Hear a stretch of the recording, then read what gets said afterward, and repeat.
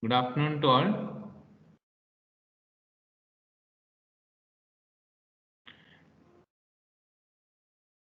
So today we will discuss on the non-homogeneous solution of state equations.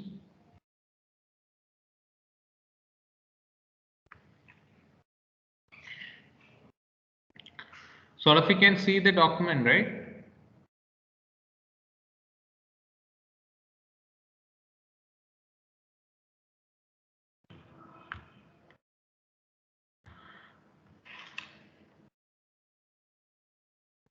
Yeah. So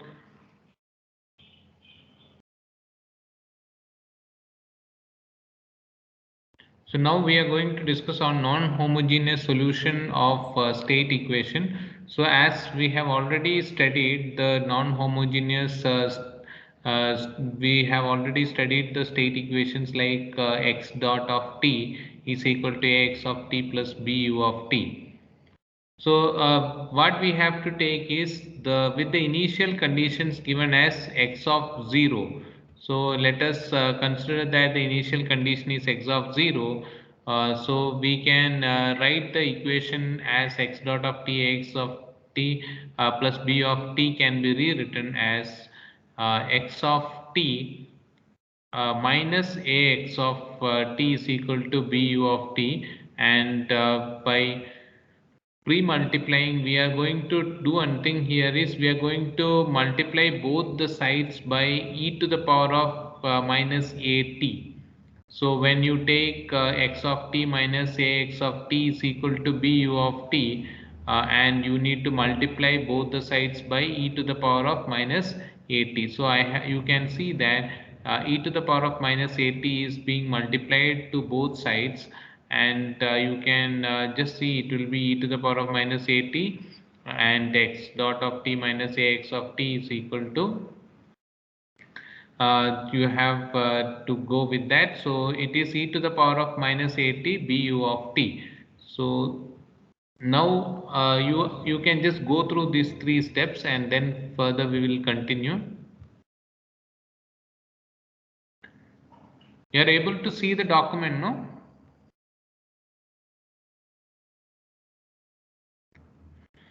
So here what you can see is integrating the above equation between the limit 0 to t. So you need to integrate this equation whatever after multiplying with e to the power of minus at to both sides, you need to integrate it. So e to the power of minus at is equal to x of 0, that is we have already told that the initial condition, that is x of 0, plus integral of 0 to t e to the power of minus at bu of t to dτ. So you have to put the limits from 0 to t. So when you do that, x of t will be equal to so you will get in this form e to the power of at x of 0 plus 0 to t e to the power of a. So you have taken this term the other side, so you will get it in this form.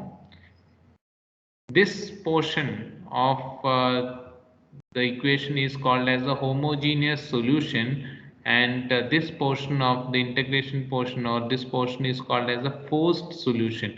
So uh, we have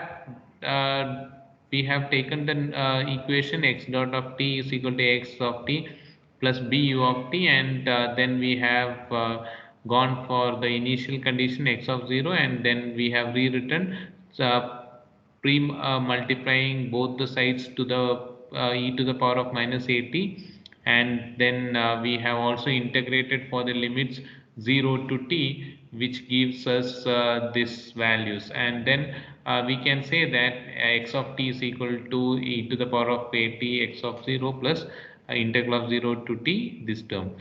So this in this equation phi of t x of 0 is called as the homogeneous solution, and the other one is called as the forced solution. So after that we can see further. So in the previous equation, phi of t is what? In place of e to the power of at, I have defined as phi of t, which is called as the defined as the state transition matrix, and is called and is computed as follows. That is, you have all studied the inverse of the matrix and all those things. So Si minus A inverse is equal to, it can be written as I by S plus A by S square plus A square. This is the term. So taking Laplace for this, we get the Laplace inverse of Si plus Si minus A whole inverse can be written as I e to the I plus a t plus a square t square by 2 factor or 2 factorial and all. So e to the power of a t, finally we'll get it as phi of t, what we have defined here. So here you can see that e to the power of a t is defined as phi of t. So same thing I am just saying you here, e to the power of a t is equal to phi of t, and that can also be written as Laplace inverse of Si minus A inverse. So this is one of the very important things what you have to understand, that is the properties of state transition matrix. Usually these properties of state transition matrix are questions to be asked. Explain the properties of a state transition matrix. We have 5 properties here, so you need to understand all these 5 properties. So what is that? We have phi of t is equal to e to the power of at, or it is also Laplace inverse of Si minus A inverse. So this is the equation we are going to use in order to define the properties of a state transition matrix. So let me just take phi of 0. So when I substitute in as the phi of in t is equal to 0, phi of 0, I'll get e to the power of a0. So e to the power of 0 is, you'll get it as I. So that is the first property. Second property is phi of t is equal to e to the power of at, or e to the power of minus at raised to minus 1. What is e to the power of minus at? That can be written as phi of minus t whole inverse. So this can also, you can say that phi inverse of t is same as that of phi of minus t. This is the second property. You can just rearrange the terms and you can say that phi inverse of t is that of phi of minus t. So what we have done here, phi of t is equal to e to the power of at, that is equal to e to the power of minus at inverse, and when you substitute it for e to the power of minus at, you will get it as phi of minus t. So phi inverse of t can be written as phi of minus t. So what is phi of t plus t1 plus t2? So that is the next one, third property, where you can see that phi of t1 plus t2. When you take t1 plus t2, you'll get e to the power of a into t1 plus t2. So you can split that. You can write it as e to the power of a t1 into e to the power of a t2. So what is e to the power of at? E to the power of at is phi of t. So I am replacing e to the power of a t1 as phi of t1. This it will be phi of t2.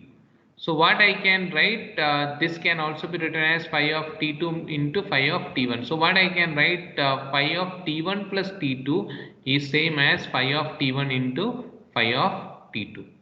That is the third property. Let us take phi of t raised to n. So if you take phi of t raised to n, you can also write as phi of nt. So both are same. So this is the fourth property. And the fifth one is phi of t2 minus t1 into phi of t1 minus t0 can also be written as phi of t2 minus t0. So that is what this, all the things are same. Phi of t2 minus t1 into phi of t1 minus t0 is equal to phi of t2 minus t0, or phi of t1 minus t0 into phi of t2 minus t1. So these are the 5 properties which you can say for the state transition matrix. So when you are doing any problems and all, you can make use of these properties in order to solve the numericals. So we will do one problem based on this state transition matrix, and we will see that how to obtain the inverse of t. So obtain the state transition matrix is that what it is asked to do it here.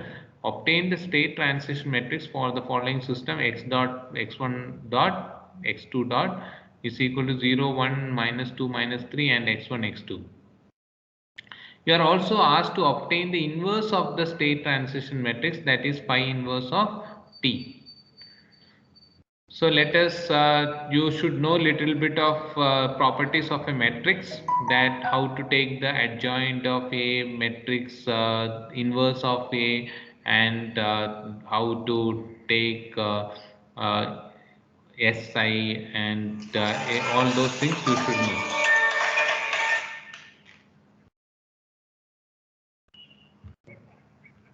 Yeah.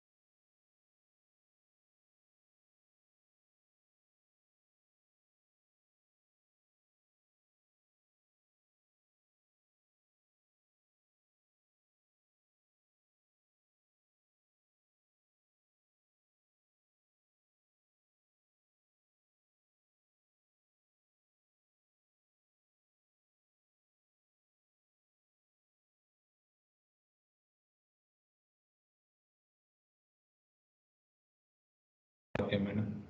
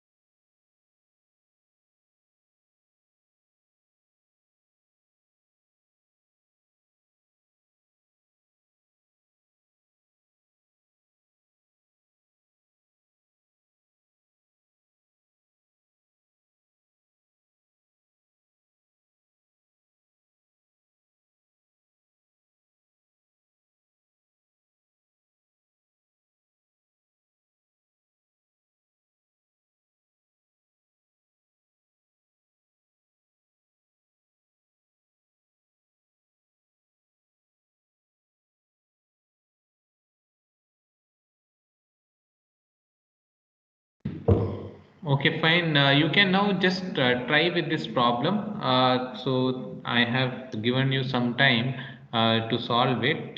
So you can see that we have the matrix here, x dot and x dot, x1 dot and x2 dot, and this is the matrix A. Here it is given as 0 1 minus 2 minus 3 and x1 x2. So what you have to do first, you can directly write the matrix A from this. You can write it from the question, that is 0 1 minus 2 minus 3. Now what you have to find out, the state transition matrix phi of t. You need to find out the state transition matrix phi of t. So all of you should be very good with matrix multiplication, then taking inverse of that and all those things. So let me just say that state transition matrix is phi of t. So what is the equation for phi of t? We have studied just now.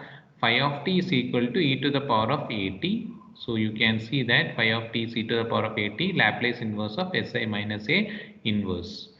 So I am going to use that. So phi of t is equal to a e to the power of at, Laplace inverse of Si minus A inverse.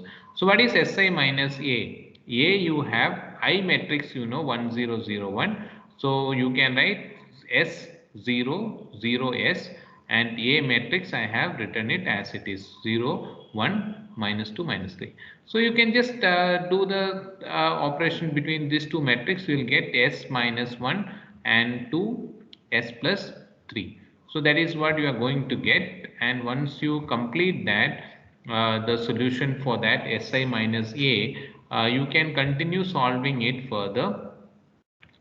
As you know that you can go for, you got the matrix now Si minus A. After that you need to take the adjoint of Si minus A. Why we are doing all these things? We have to take the inverse of Si minus A. So Si minus A inverse, why? Because phi of t is equal to Laplace inverse of Si minus A inverse. So to take that, we have to do the adjoint. What is Si minus A inverse? It is adj Si minus A divided by determinant Si minus A. That's what I was saying you. All of you should know how to take the adjoint and how to take the determinant and all those things. So adjoint of Si minus A is what first you have to find out. You find out Si minus A, you will get S minus 1, 2 and S plus 3, and then find out the adjoint of Si minus A. You will get S plus 3 minus 2 minus 1 and S, and when you simplify that, you will get it as, with taking transpose of that, you will get S plus 3 1 minus 2 and S.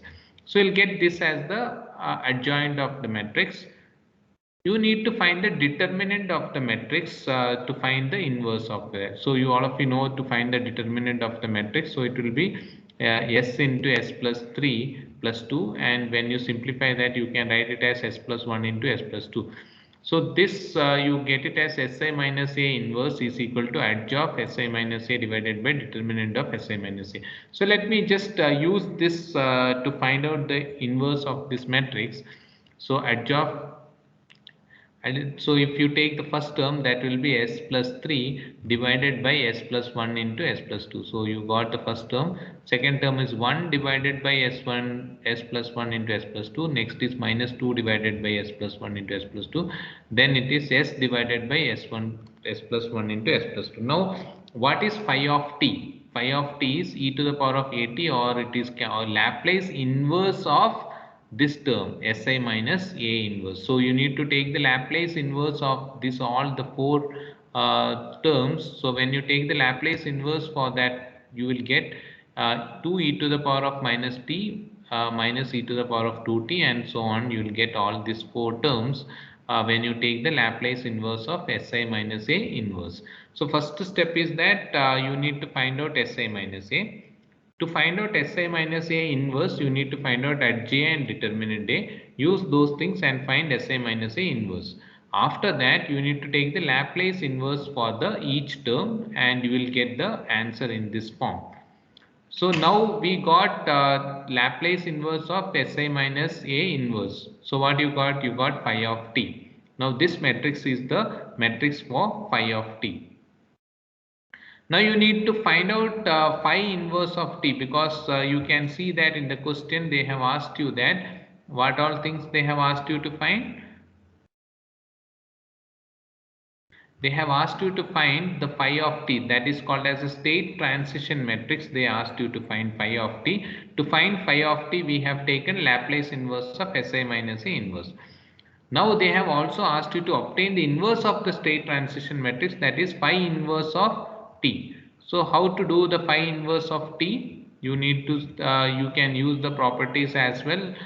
You can see that phi inverse of t is equal to phi of minus t.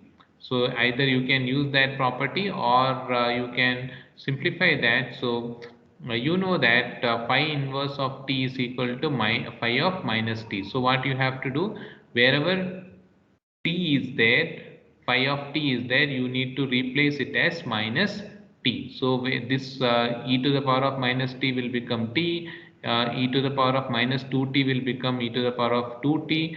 So e to the power of minus t will become e to the power of t. So you will be, it is very easy to write it. So you need to just use this property in order to write phi inverse of t. Phi inverse of t is phi of minus t. So you'll get this. So here the main key point what you have to understand here is you have to find the adjoint of a matrix, determinant of the matrix, as well as the inverse of the matrix, and then you need to take the Laplace transform and simplify that in order to find the phi inverse of t. So you'll get phi inverse of t is equal to pi of minus t, and you get this final answer. So all of you can try doing it and generate this answer. I'll give you 2 minutes time, just go through it.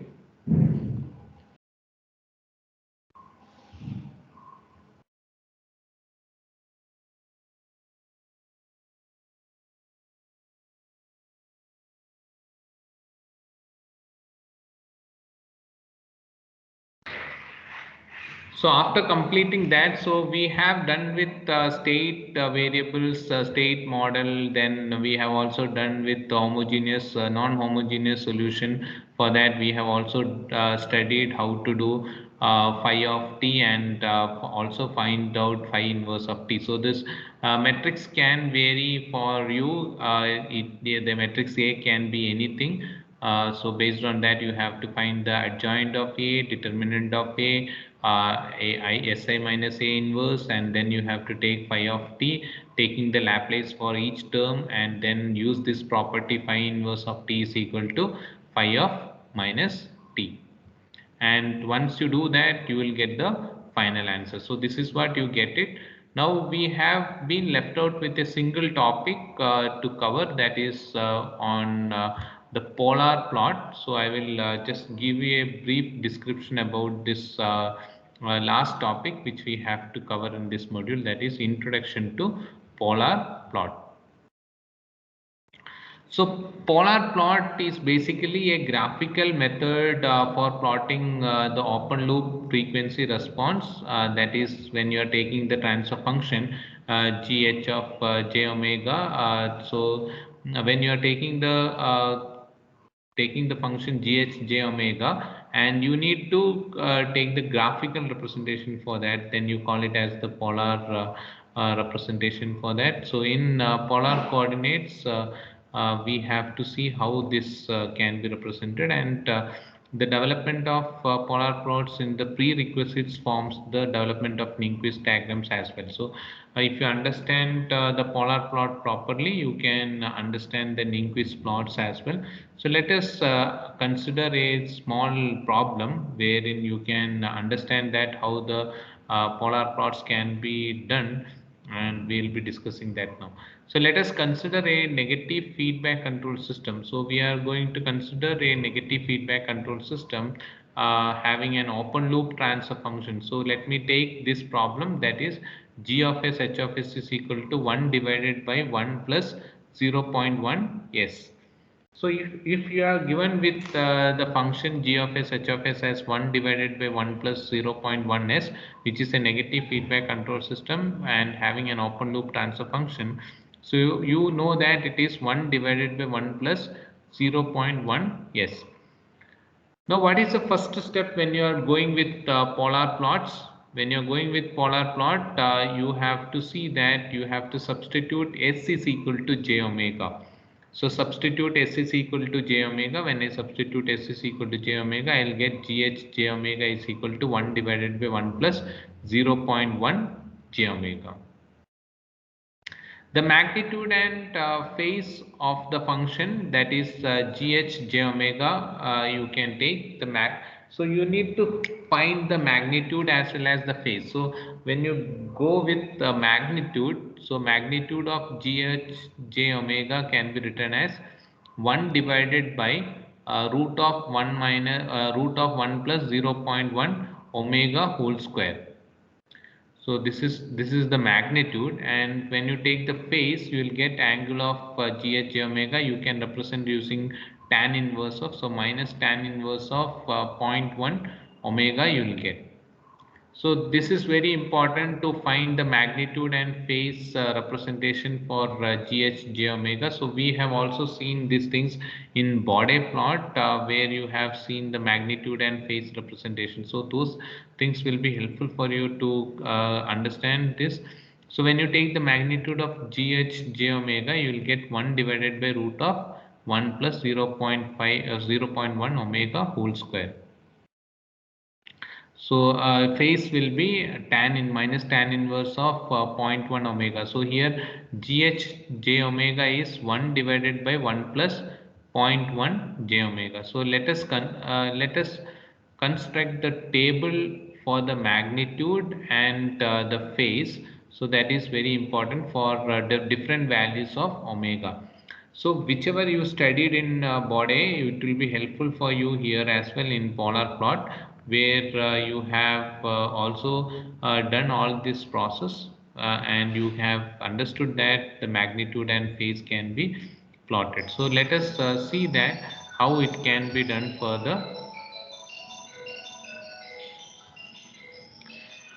So you need to plot this table. So what we got here, the equation is magnitude is GH J omega is equal to 1 divided by root of 1 plus zero point 0.1 omega square. Just go through these two equations.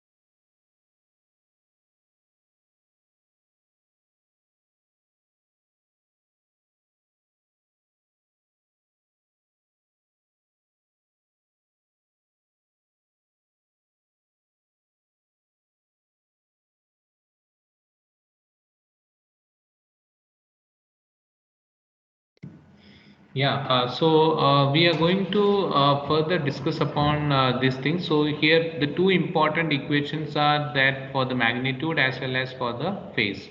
So we have to come out with a tabular form and then we need to plot it. So we'll see that when you go with let us consider omega as 20.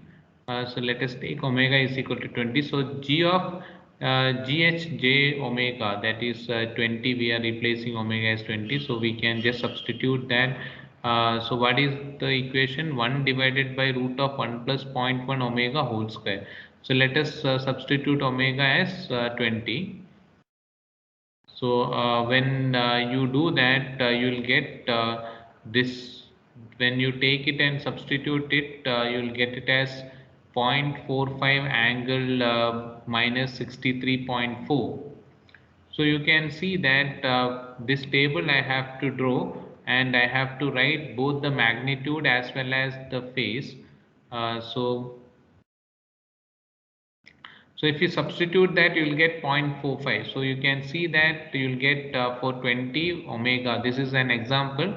So for omega as 20, you will get the magnitude as 0.45 and the phase you will get it as minus 63.4. So that is what the function is. GH J omega is equal to 1 divided by 1 plus 0 0.1 J omega. So that is what you can take omega value as 20 and substitute it further. So this is one of the example it is given where you have got 1 divided by 1 plus j2, and when you simplify that you will get it as 0.45 angle minus 63.4. So omega value to plot this polar plot, you have to take different values of omega. You can see that these are all assumptions. Whatever value you want, you can select it. So here for simplicity, you can see that we have taken 0, 2, 5, 10, 20 and 40. So it's not important that you have to go with the same values. Omega value can be varied as per your requirement, and you can come out with some 5 to 10 5 values or 6 some values for you to plot the figure properly. So when the omega value is 0, you get that the magnitude of gh j omega will be 1 and it will be 0. So you need to calculate each and every value for whatever values of omega you assume. So for different values of omega, you get the different values of magnitude as well as the phase plot. So you can just try. I will just wait for a minute so that you can try one or two values. One value I have done it here for you. When omega value is 20, I have got 0.45 angle minus 63.4. So here magnitude I have to write 0.45, and in the phase I have to write 0.63.4. So you can just check it out that.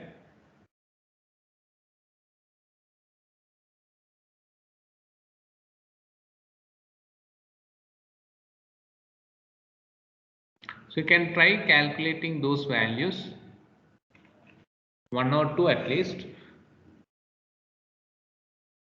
So you'll get the entire table when you design it. The entire table can be obtained for the different values of omega, and you'll get magnitude as well as the phase angle.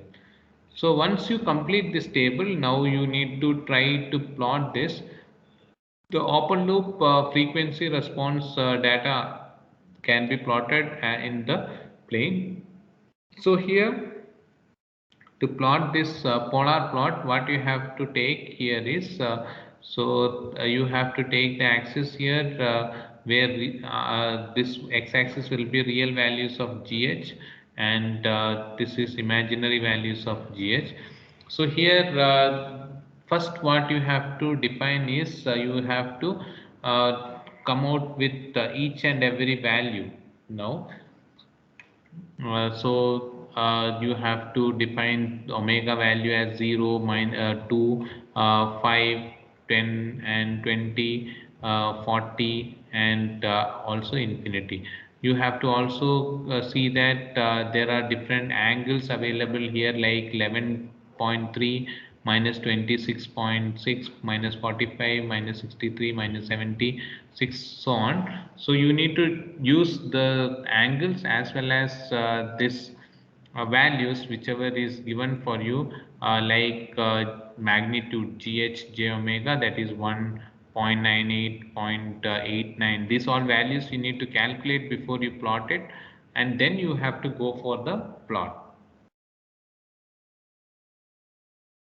So first let us see that omega is equal to 0. You have this point 1, and this value is 0. Angle is 0. So it is understood that the angle is 0. So you can just make sure that this value will fall on this line. Okay, where it has to be drawn, we have to just check the magnitude is 1.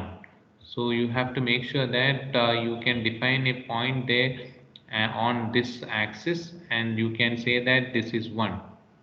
So this value you can plot it at omega is equal to 0. Now you have to see that next value, that is 0.98 at an angle of 11.3 minus 11.3. What you have to do here now is you have to measure the angle 11.3. So I can say that the angle has to be measured 11.3. So this angle has to be measured, and this angle should be 11.3.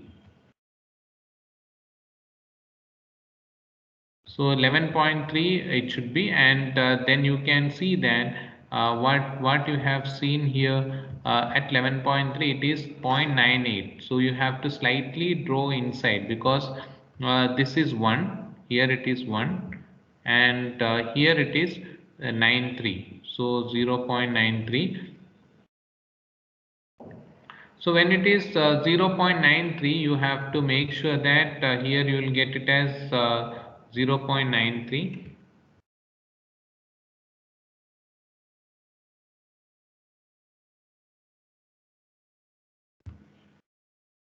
This is 0.93 you will get. So when it is 0.93, no, you need to draw it slightly inside. Okay. So next value, let us see what is that. At 26.6, you have 0.89. So what you have to do, you have to again measure the angle 26.6 you need to measure. So again you need to measure the angle 26.6. This angle you need to measure. And then what is the value available there? The value available there is 0.89. So you can see that this value it will be 0.89. 0.89. So it will be slightly inside. So similarly you have to keep going. Let me take this example like it is let me take omega value is 20, you are getting minus 63.4 and the value is 0.45. So you have to measure this angle. You have seen that this angle is minus 63.4 and what is the value obtained is 0.45. So this value should be this should be slightly drawn inside, that is you'll get 0.4.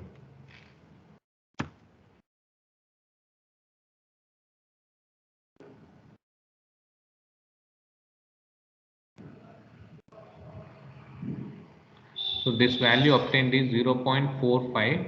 So you'll be having 0.45.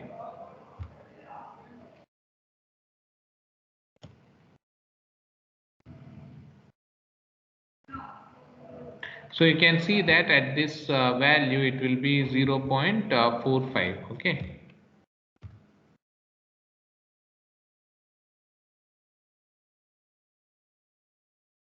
So this point will be 0.45. So similarly like this you have to keep going and then at this infinity, what is that value at infinity? Infinity, the angle is minus 90, the value is 0. So it has to merge at this point. So this is the point 0. So when you draw it in the on the paper, you just take some 10 centimeter and then write it as 1. So it will be easy for you to plot the rest of the points and then you can put all the points and then connect it with free hands. So the graph will look like this. So this plot is called as the polar plot and this is done for the function g of s h of s is equal to 1 divided by 1 plus 0.1 s. So you have to understand it. You have to also plot it one by one and check it out how the plot comes. So it will be easy for you to complete this entire figure. Okay. Now, if once this is completed, let us take another problem where let us consider a negative feedback control system having the open loop transfer function. So here the transfer function is this one, 100 divided by s square plus 10s plus 100. So you can just try to plot the polar plot for this function 100 divided by s square plus 10s plus 100. So you can see that you will be getting it as 100 divided by, you have to split it off, s plus 5 plus j 8.66, s plus 5 minus j 8.66, substitute s is equal to j omega, same steps. After that you need to find out the magnitude as well as the phase. So you can just try, first you can complete this problem, you can try this problem first, then if you have time tomorrow you can just try to solve this function, that is g of s h of s is equal to 100 divided by s square plus 10s plus 100. So then once you complete it you can understand that how the polar plot has to be plotted. So if you have any doubts you can discuss with me. Anything you would like to discuss now? Any doubts are there? You can just feel free to discuss. Here in polar plot, these are the things to be done. One example we have seen. If you have any doubts there, you can ask me out.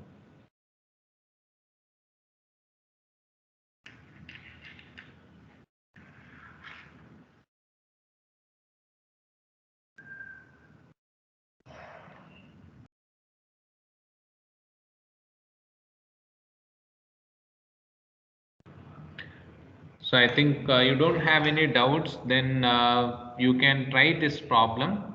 Once you can solve it and check how the graph can be plotted, and it will be easy for you to understand these things. And if further, even after solving, if you find anything difficult, we can discuss that again in the next class as well. Okay, so here you can see that you have to, just to brief it out, the polar plot, you have to write the equation for, first you have to substitute s is equal to j omega for g of s h of s, and then you have to come out with the magnitude and phase equations. And once you get the magnitude and phase equations, you need to come out with the table where you have to plot the entire table by assuming the values of omega. So the values of omega can be assumed as per your choice. There is no restrictions for that. Any value of omega can be chosen, so that the graphs can be plotted properly. At least minimum some 7 to 8 values will be better at a certain interval. So it will be easy for you to get the shape of the graph properly. So once you take the omega values, so selection of omega values also you should be very much careful. You don't take like 0, 1, 2, 3, 4, 5. It doesn't make any sense. Okay. So you have to take the omega values in such a way, like you can see here 0, 2, 5, 10, 20, 40, infinity, so on we have taken. So that is what it should be made clear that how the values of omega has to be taken, and after taking those values you can obtain the magnitude as well as the phase plot, phase values, g of g h j omega as well as phi. Once you get the entire table, then it is just the matter of taking the angle using the protractor and writing these points, putting these points, and after putting these points, you have to just connect it with the free hands. Okay. So that is what you have to do it. So once you can practice this problem, it will be easy for you to draw this. So first thing is that you have to come out with this table. So once you complete this table, then it can be done for with the graph as well. So with that, I will wind up for today. So we have seen each and every concept here. We have also completed the state variables and all state model. We have also understood how the polar plot can be carried out. You can just try it out with this problem, that is 100 divided by s square plus 10s plus 100. So almost all the concepts of fifth module is completed. And you can just, we will discuss one more thing, that is linkage stability in the upcoming classes. Other than that, everything is completed. Okay. So that's all for today. Thank you. Thank you all. So we'll stop it for today. Thank you. Thank you. Thank you. Thank you.